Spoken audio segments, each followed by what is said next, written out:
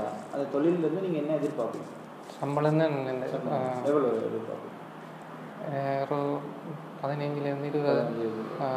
சரி. நார்மலி ஒரு இப்போ உதாரணமாக ஹைலண்ட் வைட் எங்களோட பிரான்ச்சஸ் நிறையா இருக்குது. என்ன இது சொல்கிறேன், எக்ஸ்பிளைன் பண்ணுறேன். பட் நிறைய பிரான்ச்சஸ் எங்கிட்ட இருக்குது. சப்போஸ் ஒரு ஜப் ஒன்று கிடைச்சா நீங்கள் எங்கெல்லாம் ஒர்க் பண்ண விரும்புவீங்க?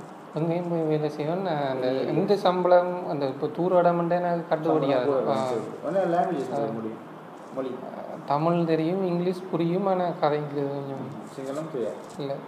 சரி, ஓகே. தென் நீங்கள் வந்து எவ்வளோ மட்டும் தான் செஞ்சுருக்கீங்க இல்லையா? சரி. உங்களுக்கு இப்போ என்ன age? 31? 31. Okay. Anyway mister Aravind, நான் எக்ஸ்பிளைன் பண்ணுறேன் எங்கள் கம்பெனியை பற்றி.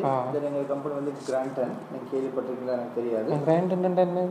கிராண்டன்ற கம்பெனிங்கிற நேம். இது வந்து நம்மளுடைய 110 நாடுகளில் இருக்கிற ஒரு வேர்ல்டு வைட் கம்பெனி. ஸ்ரீலங்காவில் பார்த்தீங்கன்னா எங்களோட பிரான்ச் 68 இயங்கிட்டு இருக்குது. நாங்கள் வந்து நார்மலி 100க்கு மேற்பட்ட மேனேஜர்ஸோட தான் இந்த கம்பெனி நாங்கள் ரன் பண்ணிட்டு இருக்கிறோம். எங்களோட கம்பெனியில் 27 டிவிஷன்ஸ் இருக்குது, பிரிவுகள். அதில் 6 டிவிஷன் ஜப்னாவில் செஞ்சுட்டு இருக்கிறோம். 1981ஆம் ஆண்டு கனடாவில் ஸ்டார்ட் பண்ணி 33 வருஷம் வேர்ல்டுலையும், 95ஆம் ஆண்டு ஸ்ரீலங்காவில் ஸ்டார்ட் பண்ணி 19 வருஷமாக இந்த க்ரோவிங்கும் செஞ்சுட்ருக்கோம்.